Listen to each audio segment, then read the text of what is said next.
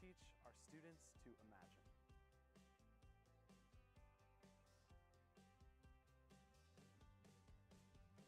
We are building the next generation of leaders.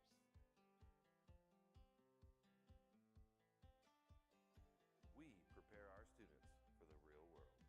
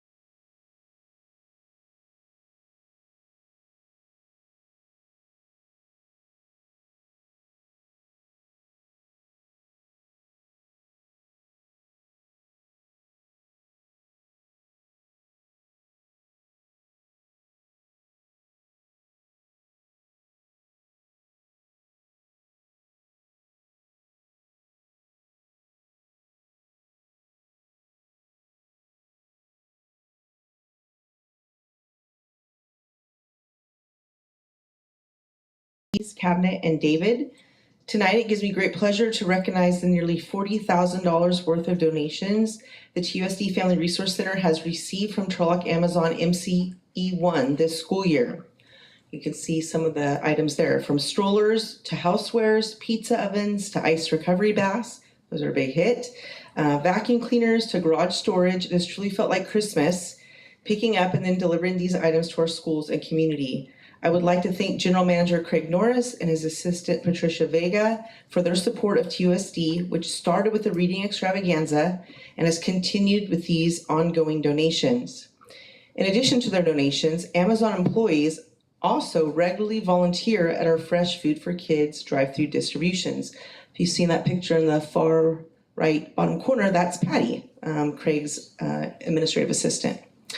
Turlock Amazon MCE1 was also recognized this year by SPY for their outstanding partnership with TUSD, and that's in the far left-hand bottom corner, Craig receiving his certificate. We are truly grateful for this partnership. A special shout out to our TUSD staff who have helped us pick these items up and bring them back to the FRC, Theo, TJ, Eric, Pasquale, Ruben, I probably forgot someone.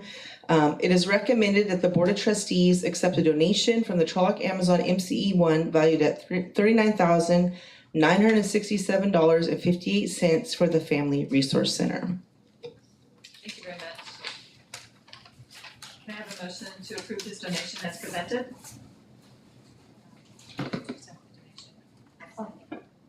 It's been properly moved and seconded. This is a roll call vote. All in favor say aye. Aye. Any opposed? I also vote aye. Thank you, Marie. What a generous, pictures are great. That's great. Next, we have the superintendent's report. All right, good evening. Ooh, hey, this works better now, doesn't it? Move out of the way a little bit. All right, so our Office of English Learners Assessment Special Programs in collaboration with Human Resources has focused efforts on preparing for ELOP starting in August with before and after school programs. As previously shared, we want to staff these programs at a level that provides supports to all of our families. Joe Silvera is working with the HR team on an ELOP hiring event scheduled for June 25th, with reference checks taking place before the event and fingerprinting scheduled to be on site. I am proud of the work these departments have been doing to help reach our goal of providing before and after school programs for all families who need it. Counselors are supporting secondary summer school and have been a tremendous help. Below is a list of how they are supporting secondary students follows.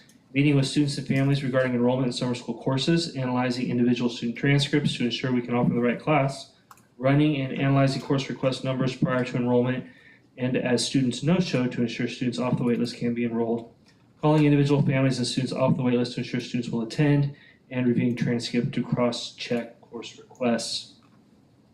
Gilligan shared the remarkable progress our district has achieved with PBIS and restorative practices over the past 3 years. Our dedication to fostering a positive school climate has yielded significant results, including a 44% reduction in total suspensions from 23-24 to 24-25 and a 71% reduction since 22-23, in alignment with California Ed Code 48900. Notable improvements include a substantial increase in restorative conferences from 303 to 1,004 and parent notifications, alongside a 68% reduction in detention from 7,054 to 2,279. There's also seen a significant rise in counseling referrals and students receiving those services. This data affirms our success in cultivating a supportive, restorative environment, and we look forward to further enhancing our strategies in the year to come. I want to highlight and recognize the efforts that went into the ribbon cutting ceremony at Transportation. This new facility is truly something to be proud of in TUSD, and I want to thank the transportation staff for their work in making the event happen and to those who were able to participate or attend. It was satisfying to see the vision of this expanded transportation yard that has been 10 plus years in the making. That concludes my report. Thank you very much. Are there any staff reports tonight? Any written reports? There are none.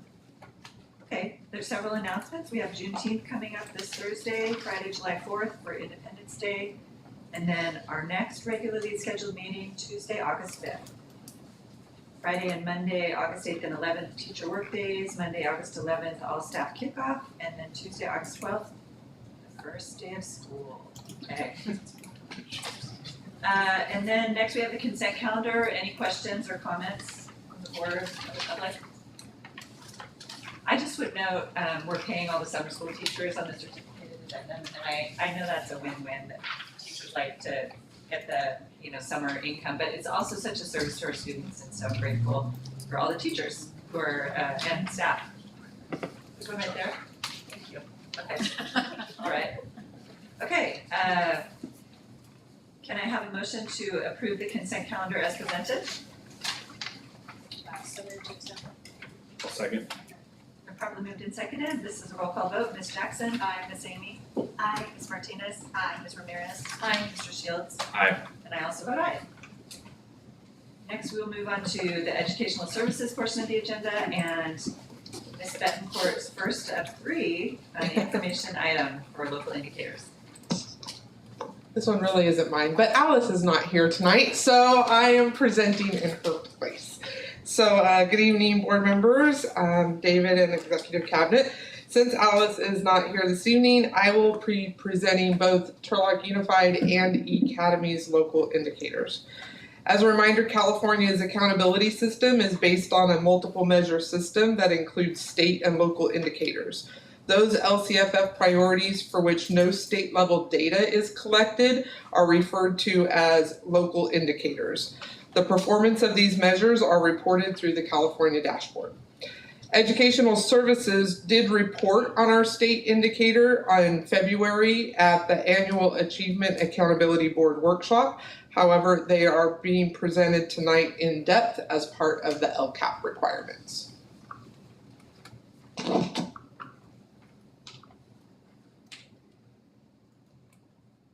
Okay. All right, so as you can see, there's three columns here that describe the LCFF priority, a description of the priority indicator, and the local measures that the district and E-Academy consider and use to report performance. The 5 priority measures that are measured by local indicators are Priority 1, Basic Services and Conditions, Priority 2, Implementation of state academic standards, Priority 3, Parent and Family Engagement, Priority 6, School Climate, and Priority 7, Access to a Broad Course of Study. Teacher assignments is one of the local measures to monitor basic services and conditions. This chart displays TUSD's and E-Academy's total teaching assignment numbers in the following areas for the 24-25 school year. Full-time equivalents, or FTEs, which is the percentage of time spent working in job classification.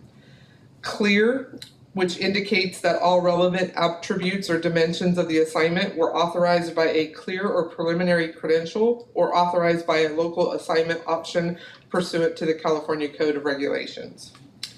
Out of field, which indicates that one or more relevant attributes of the assignment were authorized by a specific permit, as you see listed there. Intern, which is someone who has a bachelor's degree and has demonstrated subject matter competency and who holds an intern credential while they complete coursework to obtain a preliminary credential. And ineffective, which by definition indicates that one or more relevant attributes of the assignment had no legal authorization from a permit, credential, or waiver, or the assignment was authorized by a limited permit. Other components of basic services and conditions are access to curriculum aligned with instructional materials and safe, clean, and functional facilities. Both TUSD and E-Academy have 0 students without access to curriculum-aligned instructional materials and 0 instances where the facilities did not meet the good repair standard.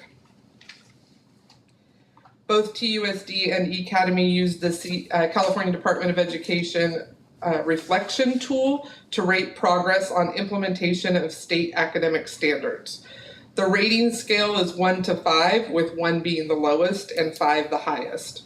A rating of 1 is the exploration and research phase. Rating of 2 is beginning development. Rating of 3 is initial implementation. Rating of 4 is full implementation. And rating of 5 is full implementation and sustainability. The Ed Services team rated the following for both TUSD and E-Academy. Professional Learning and Academic Standards, 4.4. Instructional Materials, 4.6. Policies and Programs, 3.6. Other Adopted Academic Standards, 3.4. And Support for Teachers and Administrators, 4.6.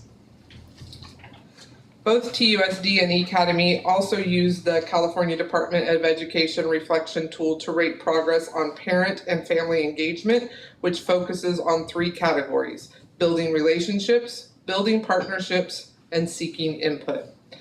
As you can see, although slightly different in each category, both TUSD and E-Academy averaged 4.75 across the board. The district's annual California Healthy Kids Survey summary was also presented at a board meeting in March. A few highlights from the board presentation are that 3,407 students took the survey in grades 5, 7, 9, and 11. There was a 50% response rate from elementary students, which required active permission, meaning we had to seek their permission to take the survey. And there was a 93% response rate for secondary students, which is passive permission, which means that they have to actually opt out. All students in TUSD and at E-Academy have accessed and enrolled in the adopted courses of study and have access to other broad courses of study. This is just a sampling of the list here, including such courses as music, electives, courses that were brought about through our Prop 28 funding, and a variety of CTE courses. Both TUSD and E-Academy measured and reported the data, which leads to a MET standard according to the California Department of Education. So next we are going to report the results through our dashboard through June and July of 2025, and we'll continue to monitor and evaluate indicators through the 25-26 school year. May I answer any questions?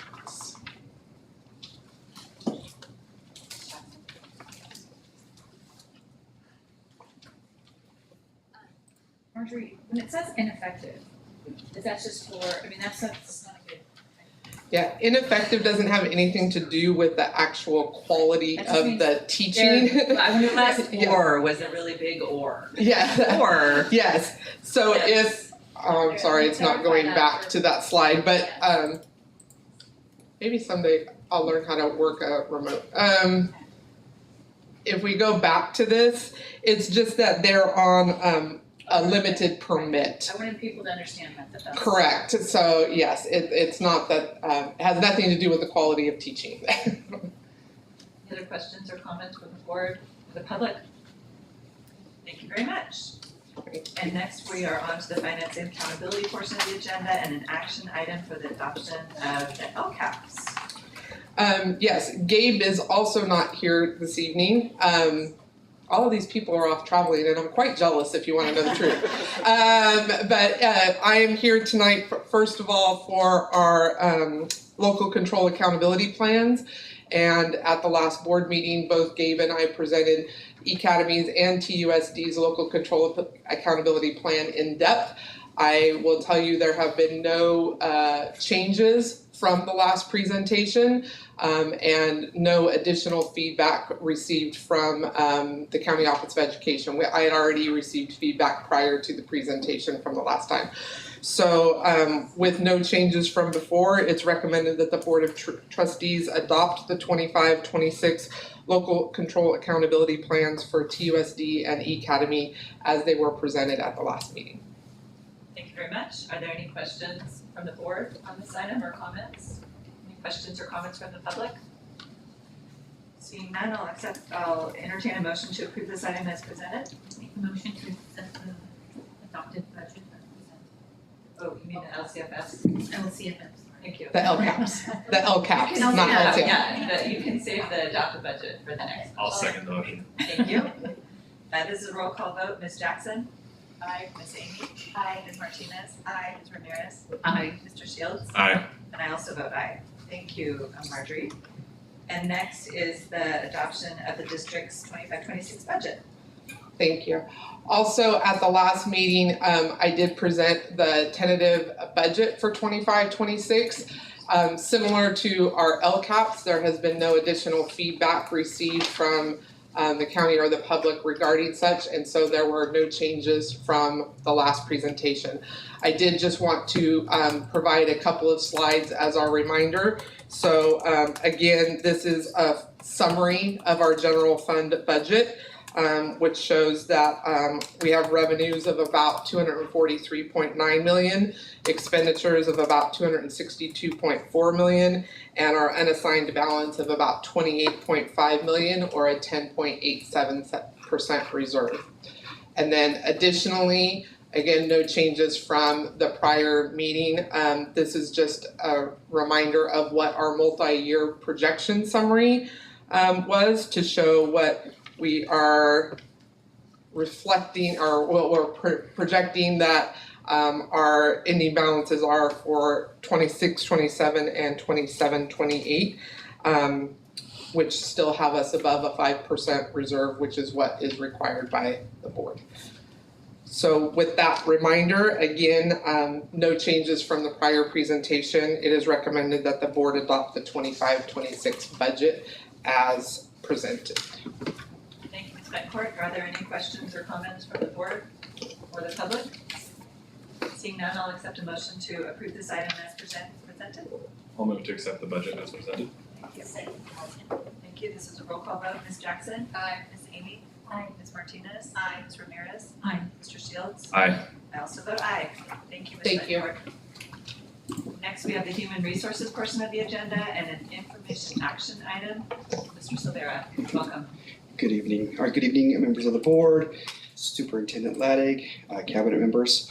Item 44 is an action item, information/action item related to the proposed revisions to our ELOP activity leader job description. The revision would adjust the requirements for staff. Currently, the requirements in the job description require us to meet the federal Every Student Succeeds Act standards of holding 48 college units, an associate's degree, or passing a district-approved assessment. This requirement is actually pertinent only to those that are funded under Title I funds. This requirement does not apply to those funded under Title IV Part B funds associated with ELOP or ACEs.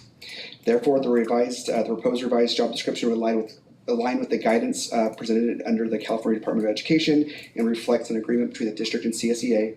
The adjustment is intended to expand internal opportunities of current classified staff in part-time roles seeking additional hours, and to reduce barriers in recruiting candidates to fill our ELOP activity leader positions. It is recommended that the Board of Trustees approve the changes to the ELOP activity leader job description as presented. I'd be happy to answer any questions for the board before voting on this item.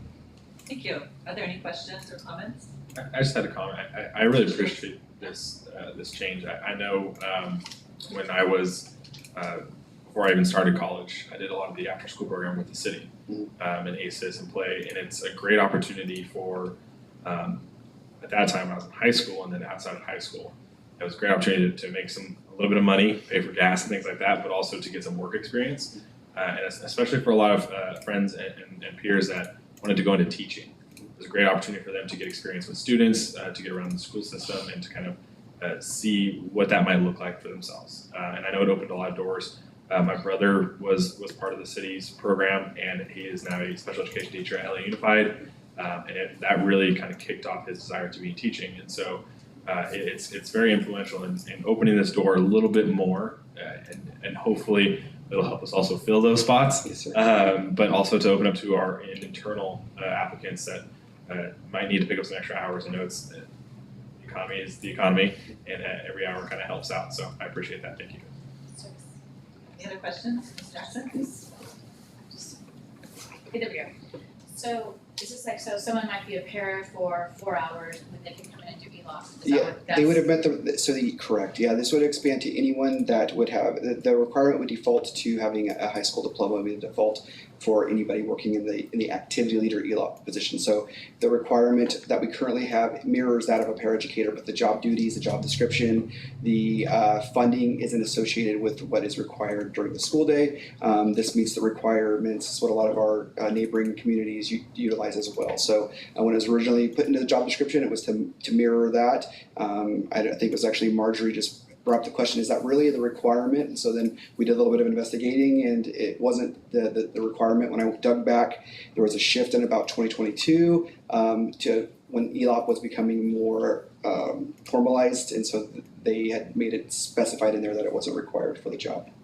Okay, and I mean, I understand why we're doing that. I think it's good that we can offer more employment, but I also want to make sure that, you know, if we're going to be offering these programs, I know I was always honored as a parent, questioning if my children were doing their homework after school and doing that. I just want to make sure that we are providing the best after school care, and a lot of the times, hopefully that these kids, by providing this, we're going to be able to bring them up in student achievement eventually. And so that's why I'm like, part of these like minutes, we're like, we want the best educators there all the time, but I understand that right now we just need to get this program up and running. And I would also echo what Patrick, my wife actually worked for the city. That was her first job when we were first dating. It was a great opportunity for her. She teaches for us now, Teacher of the Year nomination this year. So it was her start into this field, and she wanted to be a psychology major at that time actually. So it was an opportunity for her to see other pathways, and then she went into the teaching path. And so to echo what Patrick had said, it is an opportunity for those that are seeking not just hours, not just entry level, but also seeking to work with children before they have this. Correct. Yeah. So I think it's a good opportunity in that sense, and but it's twofold. It also helps us with the current recruitment, and it allows those that don't have those requirements, that are current employees, campus supervisors. It might be a big group that might want additional hours. We have TK pairs, those are 3.5 hour positions. They have the ability to supplement by either before or after school. So it gives a lot of opportunities for our own staff, and that's why CCA, when we spoke in negotiating this, they're much in support of this. Correct. Thank you. I would like to add as well that part of the reason why we wanted this program was because we wanted to control over the academic component and the literacy component. So we do plan on having a systematic way of providing that PE so that our activities can be that academic.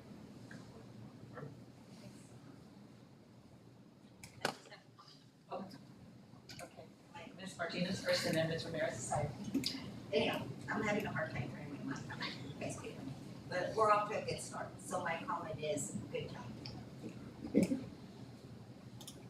I think you answered the question. So this ELOP is also for the AM. Correct. Yeah. And the hiring event that we're doing on the 25th that Superintendent Ladd referenced will be filling both positions.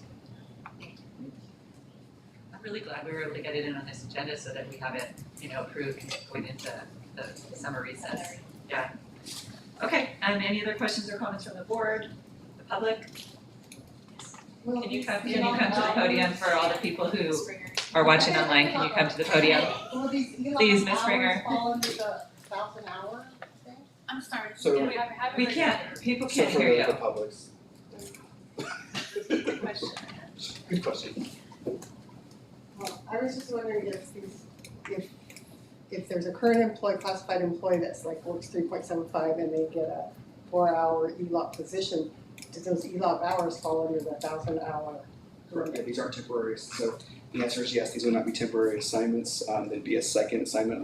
We do have staff members that currently do that. They supplement it with 2 positions in the district. So because it's not designated as a temporary assignment, if it's not a temporary assignment, then yes, they both would count towards their hours for FMLA leave and anything that would be associated with the district. So then we have to calculate, like if they're gonna reach that limit, you know what I mean, before they take the job? Because like maybe in March, they might reach the limit and you have to. Or, you know what I'm saying? No, we're talking about if they're. So like if a person worked, I don't know, 4 hours a day, and then they took an ELOP position for, I don't know, 5 hours a day. Before they start the job, will you calculate if they're gonna reach that limit? Because maybe they're gonna reach the limit in March or April, and then they won't be able to be finished. We're talking about for retirees that meet the retirement? No, for the classified employees. No. What limit are you talking about? The 1,000 hour isn't it? No, To work extra hours. To work the extra hours? oh, no, yes, not extra hours, those would be two different assignments, so yes. it's permanent position. It's a permanent position, correct, yes, it would not conflict, yeah, it actually add to their hours, Okay. so that way, so all the statutory benefits, everything would be calculated based off both of those. These might be different ranges, so if they were a campus supervisor at a range 10 and this at a range 9, different computations that Marty's department do, but they both count towards that. It's not a temporary assignment that you would have to, or a short-term assignment that you're calculating those hours. Good question. Want to add that at all? It's not additional hours and it would count if they reach 4 hours to contribute to PERS. Yeah, that's correct. Any other questions or comments from the public? Okay, seeing none, I'll accept a motion to approve this item as presented. I'll move to accept the item as presented. Second. Been properly moved and seconded. All in favor say aye. Aye. And I also vote aye. Thank you very much, Mr. Silvera. And now we'll move on to item 45. As amended, this is an action item, Mr. Leddy. All right, thank you. Good evening, and it's my pleasure to recommend that the board remove the interim designation from Augustine Ariola's title, making him the principal of Turlock Junior High, effective July 1, 2025. Very good. Are there any questions or comments on this item from the board or the public? Seeing none, I'll accept a motion to approve this item. I motion to approve this item. I'll second. It's been moved and seconded. All in favor, please say aye. Aye. All in favor, please say aye. Aye. Aye. Okay, good. And I also vote aye, and a hearty round of applause. It's a big deal. It's a big deal. Yeah. It's very cool. Okay, and now, item 46, also you, Mr. Leddick. Thank you. So it is my pleasure to recommend Ms. Vicky Kite for the position of principal at Turlock Middle School, effective July 1, 2025. Ms. Kite started her teaching career in TUSD as a teacher at Osborne, Dutcher, and Maderos. She also taught conversational Spanish and English at Turlock Adult School. She began her administrative journey in 2007 outside of TUSD, but then returned in 2017 as assistant principal of Cunningham Elementary. She later took on assistant principal roles at Osborne, Dutcher, and most recently, the interim principal and MTSS site specialist at Kroll. Ms. Kite earned her administrative credential in 2007 and her Master's of Arts in Education in 2011. Thank you very much. Are there any questions or comments on this item from the board or the public? Seeing none, I'll entertain a motion to approve this item as presented. I make a motion to accept. I'll second. It's been properly moved and seconded. All those in favor, please say aye. Aye. Okay, congratulations, Vicky Kite. She's not here, right? Okay, she's watching online. Congratulations, Vicky. Next, we have item 47. Okay, for the position of Dean of Students at Turlock Junior High School, we recommend Ms. Hilary LaChapelle, who began her career in TUSD as a substitute teacher in 2017.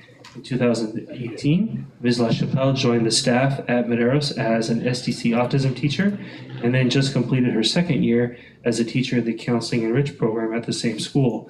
Ms. LaChapelle has experience providing social-emotional learning and behavioral supports to students so they can achieve at higher academic levels. She's in the process of earning her master's in school administration and an administrative credential with completion anticipated this month.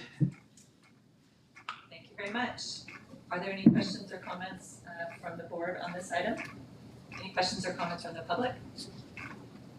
Seeing none, I'll entertain a motion to approve this item as presented. I'll move to appoint Mr. Dean of Turlock Junior High School. I'll second. It's been properly moved and seconded. All those in favor, please say aye. Aye. Aye. Congratulations.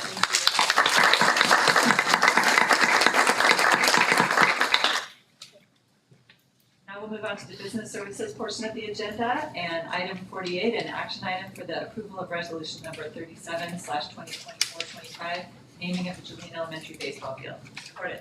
Thank you, Ms. Carlson, members of the board, Dave, and fellow cabinet members. This is the final step in the process to rename the Julian Ball Field after Mr. Paul Cooper. As you'll recall, the last meeting we had a public information item in a public hearing.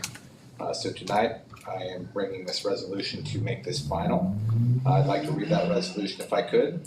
Whereas Mr. Paul Cooper's coaching career spanned over 50 years with the Turlock American Little League. Whereas Mr. Cooper coached regular season as well as All-Stars with Turlock American Little League during that time. Whereas Mr. Cooper served in various positions within the Turlock American Little League organization. Whereas Mr. Cooper taught his players the game of baseball and mentored them with values that instilled honesty, ethics, and teamwork. Whereas Mr. Cooper received the Youth Involvement Award from the Turlock Chamber of Commerce in 2001. Whereas Mr. Cooper received the Stanislaus Society of Safer Students Athletics Awards in 2003. Whereas a group of community members addressed the Turlock Unified School Board of Trustees on October 1st of 2024 and submitted a formal request to rename the field at Julian Elementary the Paul Cooper Field. And whereas the board authorized the administration to form a naming committee to evaluate the request, solicit feedback from the community, and make a recommendation to the board in accordance with Board Policy 7310 on November 19th of 2024. Whereas the board approved the members of the naming committee on January 21st of 2025. Whereas the committee met on May 7th, May 21st, and May 28th to solicit feedback from the community. Whereas the naming committee recognized that Mr. Cooper passed away towards the end of this naming committee's work.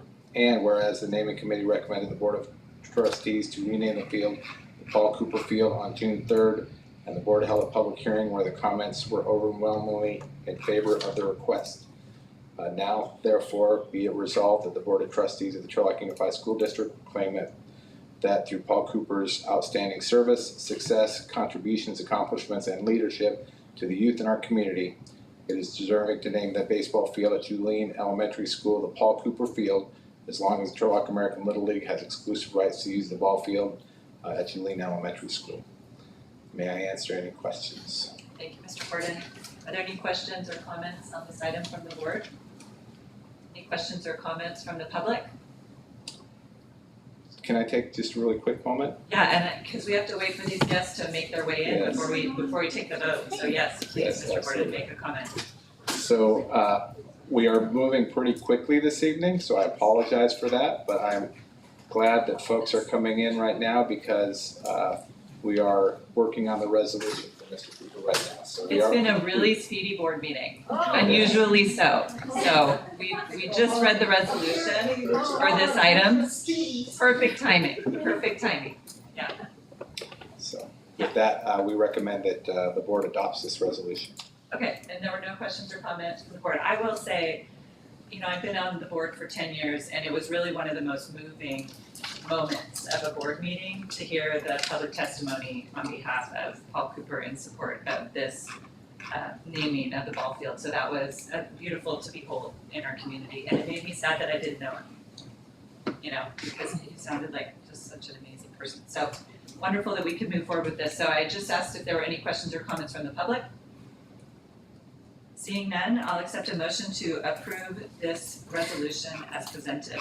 I'll motion to approve. We have a motion and several seconds. And this is a roll call vote. Ms. Jackson? Aye. Ms. Amy? Aye. Ms. Martinez? Aye. Ms. Ramirez? Aye. Mr. Shields? Aye.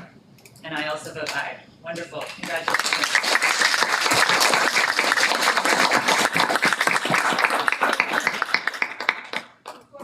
Before you go on, can I say one thing? Yeah, please come up to the mic. Oh, okay. So I can get through it. I'm the sister that cries. Okay, is it on? It is. Okay, I just wanted to say I invited somebody that started this. His name is Ron Allen. He's in the back.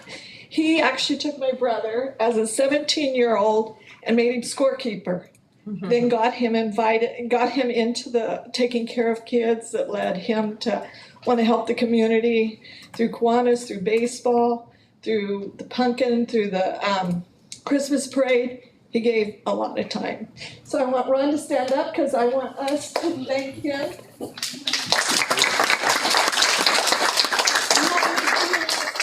Not only was he my scorekeeper, he taught me more about baseball that year than I learned 25 years ago. He also taught two of my boys.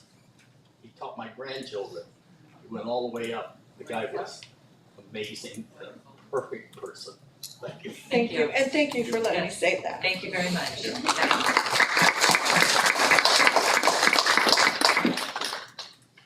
Okay, we'll move on to item 49, an action item for the appointment of Measure N Bond Oversight Committee members. Mr. Gordon. Very good, thank you, President. Ms. Carlson, members of the board, Dave, and fellow cabinet members. I'm going to read basically make the same statement for both the Measure N and Measure O. So I probably won't get it all exactly the same for both of them. But to ensure the continuity and ensure we have all positions filled as outlined in the education code to close out all of the outstanding work we've been able to accomplish with the significant investment by our community with both Measure N and Measure O bonds.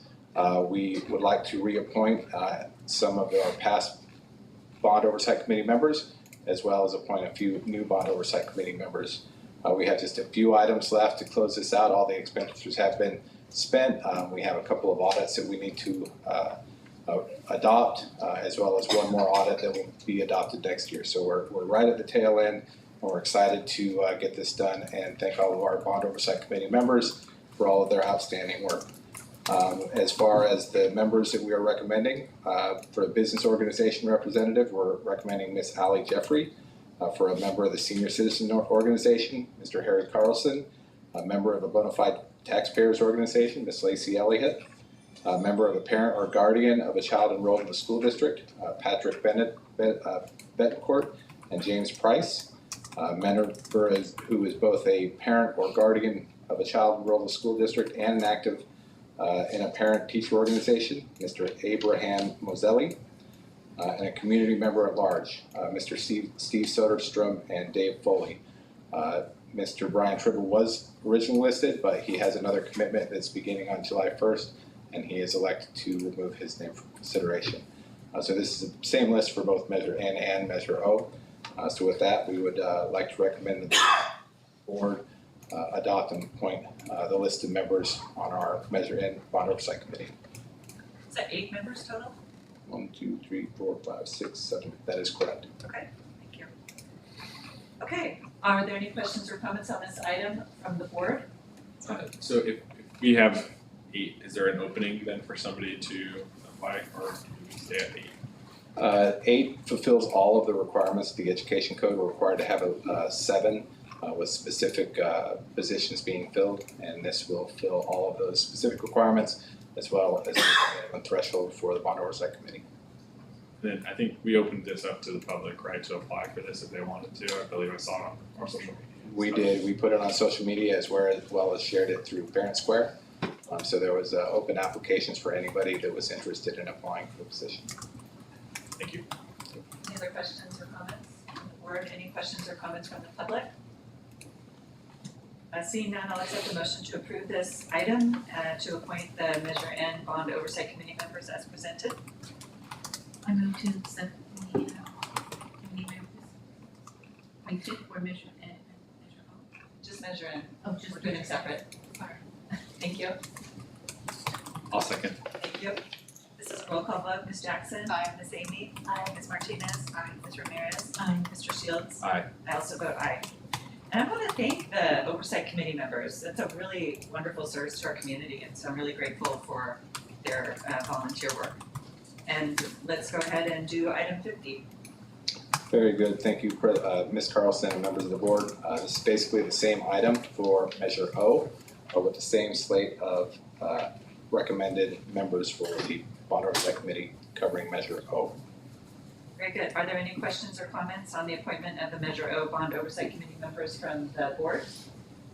Any questions or comments from the public? Seeing none, I'll accept a motion to approve this item as presented. Move to accept the motion as presented. Second. Thank you. This is a roll call vote. Ms. Jackson? Aye. Ms. Amy? Aye. Ms. Martinez? Aye. Ms. Ramirez? Aye. Mr. Shields? Aye. And I also vote aye. Thank you very much to our Bond Oversight Measure O committee members. Thank you, Mr. Gordon. Okay, now we'll move on to the administration portion of the agenda. And item 51, an action item. The board's next agenda item concerns renewal of the employment agreements for our existing assistant superintendents and and approval of employment agreements for the recently hired Assistant Superintendent of Human Resources and Assistant Superintendent of Educational Services. The law requires the board to briefly summarize the key features of local agency executive contracts prior to open session approval of the contracts. The key terms of 3 assistant superintendent contracts are identical, except for the term of the contracts and salary placement, which are individualized. The contract for the Assistant Superintendent of Business Services is adjusted as a classified management contract. Assistant superintendents are individually placed on the Assistant Superintendent salary schedule based upon their prior relevant job experience, and they advance 1 step each year if they obtain a positive evaluation from the superintendent. Therefore, salary schedule placement varies dependent upon how long the employee has been in the position and the experience credit granted at the time of initial placement. The term or length of the assistant superintendent contracts also vary. The district's practice has been to offer a 1-year contract during an assistant superintendent's first year in the position, and thereafter offer a 2-year contract. The superintendent has recommended that that practice be continued. Therefore, the 2 current assistant superintendents will be offered 2-year contracts running from July 1, 2025 to June 30, 2027, and the recently hired assistant superintendent of human resources and assistant superintendent of educational services will be offered a 1-year contract commencing July 1st. All assistant superintendents are provided the same district contribution toward health benefits that is offered to other management employees, and all assistant superintendents work 222 days. All assistant superintendent contracts also contain termination provisions, including a termination without cause provision that provides up to 12 months of salary and benefits if the contract is terminated without cause. Thus, the assistant superintendent's salary schedule is based on the 2024-2025 certificated management and classified management salary schedules effective July 1, 2024, and provides a $12,000 annual cap for eligible employees who participate in the district's health and welfare benefit program. Copies of the draft assistant superintendent contracts are available upon request.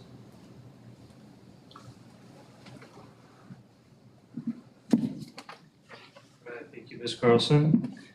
With that, it's recommended the board approve the contracts for the Assistant Superintendents of Finance and Accountability and Business Services effective July 1, 2025 through June 30th, 2027, and the Assistant Superintendents of Human Resources and Educational Services effective July 1, 2025 through June 30, 2026. Thank you very much. Are there any questions or comments on this item from the board or from the public? Seeing none, I'll accept a motion to approve this item as presented. I'll move to accept the item as presented. Second. Thank you very much. This is a roll call vote. Ms. Jackson? Aye. Ms. Amy? Aye. Ms. Martinez? Aye. Ms. Ramirez? Aye. Mr. Shields? Aye. And I also vote aye. Congratulations.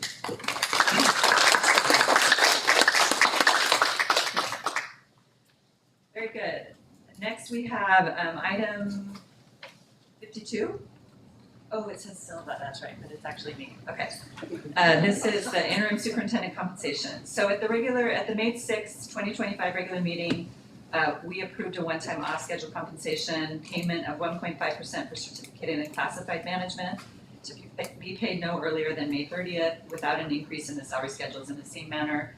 I am recommending that the Board of Trustees approve the same one-time off-schedule compensation payment of 1.5% of Dave's base salary, which was approved for other management staff without a change in the base salary for the interim superintendent. Any questions or comments on this item from the board or the public?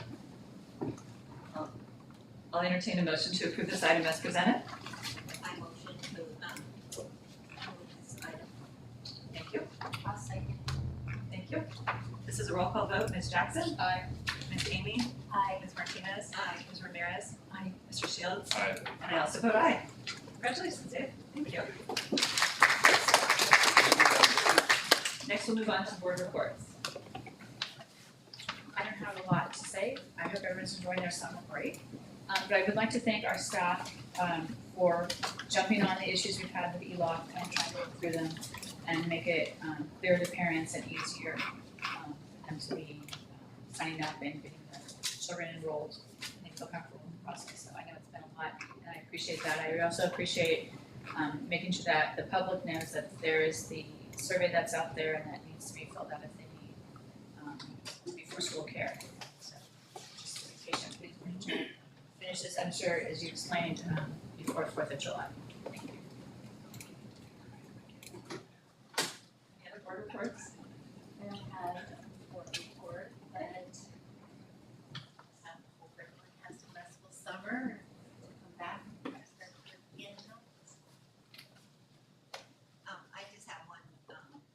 report.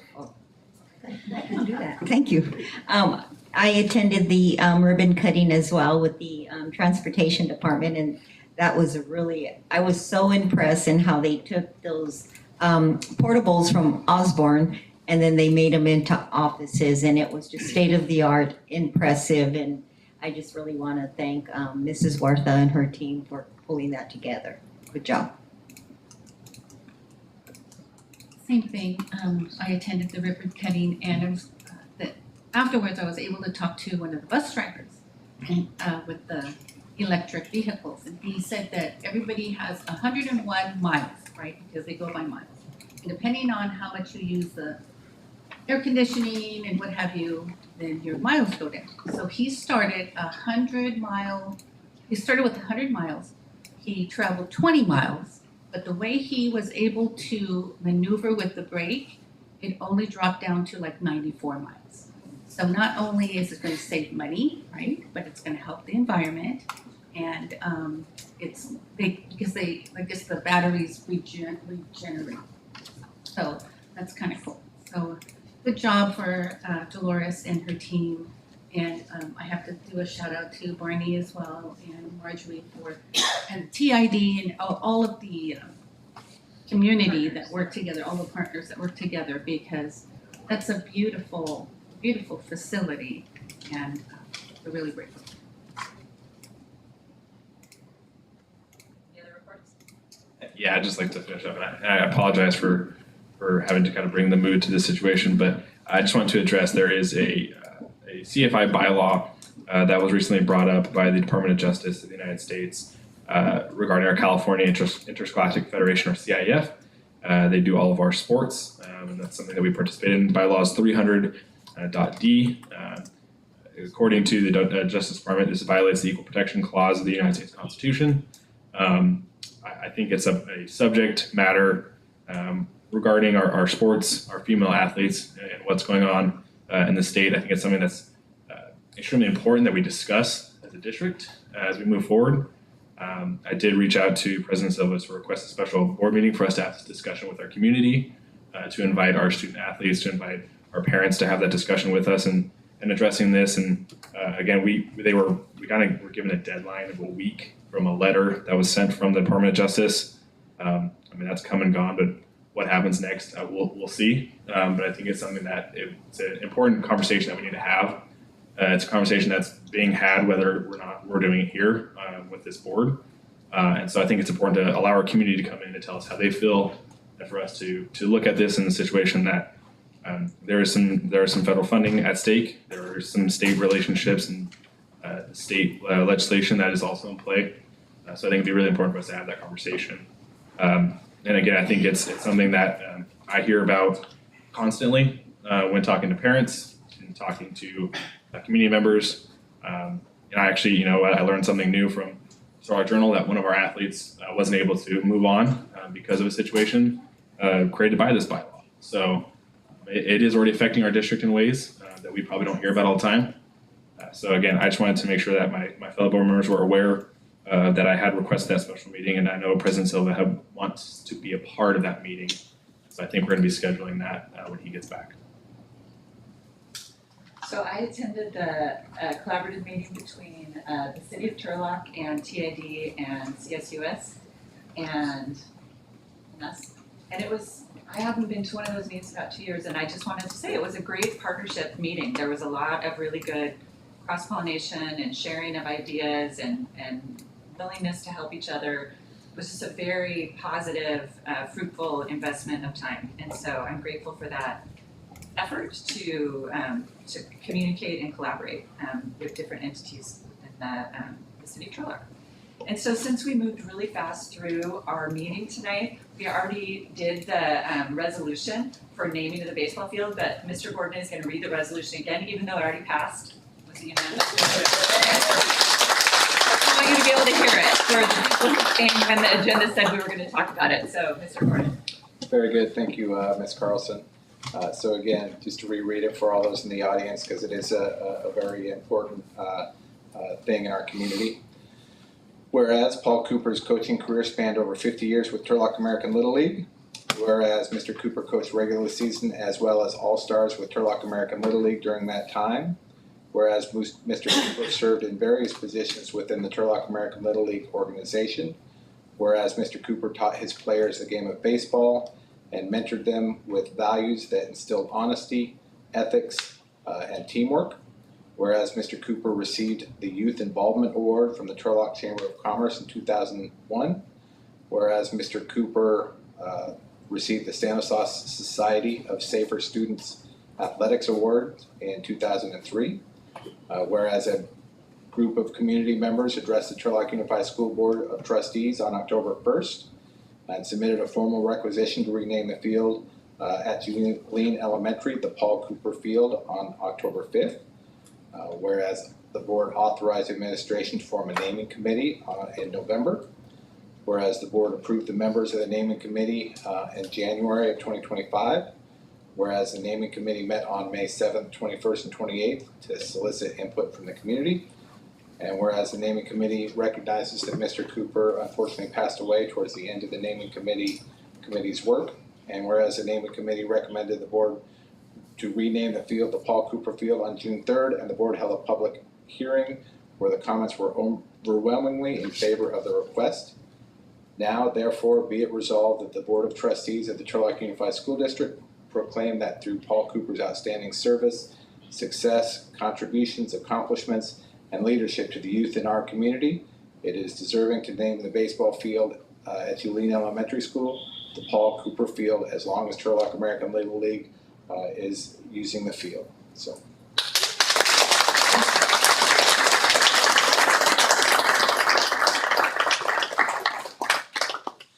Thank you very much. And with that, I'll accept a motion to adjourn. I'll move to adjourn. Second. All in favor, say aye. Aye. Thank you very much, everybody.